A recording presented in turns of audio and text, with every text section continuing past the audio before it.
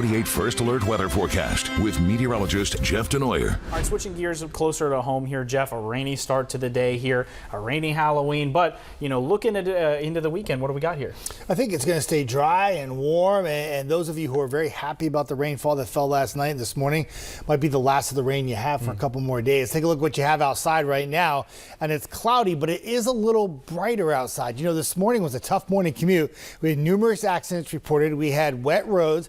We had areas of dense fog this morning with very low cloudiness, and the temperatures were in the mid to upper 60s. The one thing that's changed is how much you can see in Huntsville. The temperature has hardly moved, though. It's still in the mid to upper 60s. The rainfall, that's moved out too. Just a few light showers. There's been some periods of drizzle and mist, and you can actually see it just in that little blue color right there, and it's just enough that you still feel a little wet and damp when you go outside. Temperatures have hardly moved, though. Just finally now hitting 70 in the Shoals. 59 in Lawrenceburg.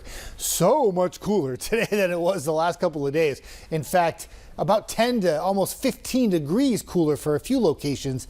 But don't get used to this drop in temperature. You think frontal boundary, you think rainfall, you think it's going to cool off behind it.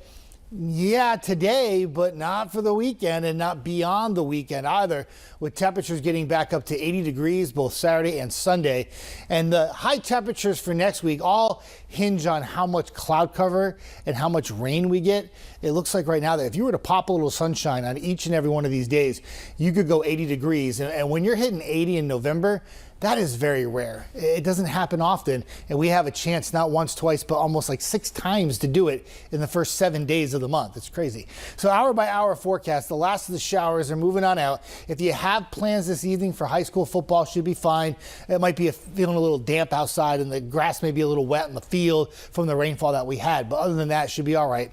Wake up tomorrow, we're hanging out together at Saturday morning, and we're going to track a little fog. You can see that some of this grayish cloud cover you see here, that's really just indicating low-level clouds and some fog. I do think it will burn off. We'll pop a little sunshine mixed in with the clouds, and there's your temperatures in the afternoon. Many locations getting into the low 80s, and some areas that don't get to 80 will be really close in the upper 70s. So for tonight, we got the areas of fog. Watch out for that in the morning. You're around 60 degrees. Your weekend forecast, Saturday and Sunday play out almost the same way. Sunday may be just a little brighter and a little breezier, but both days right around 80. Don't forget, daylight saving time comes to an end this weekend. You want to change your clocks back an hour. It's also a great reminder to check the batteries in your smoke detectors. And if you have a carbon monoxide tester in the house, you may want to change the batteries on that too. And you get an extra hour of sleep, which is great. But then the sun sets on Sunday at 4:50 p.m. and many of you will be very upset by that. Darkness settles in a little bit sooner. There's your cloud cover on Monday. Spotty shower chances begin on Tuesday, continue through Thursday. And again, your high temperatures all hinge on just how much cloud cover and how much shower activity we'll have during the middle part of the week.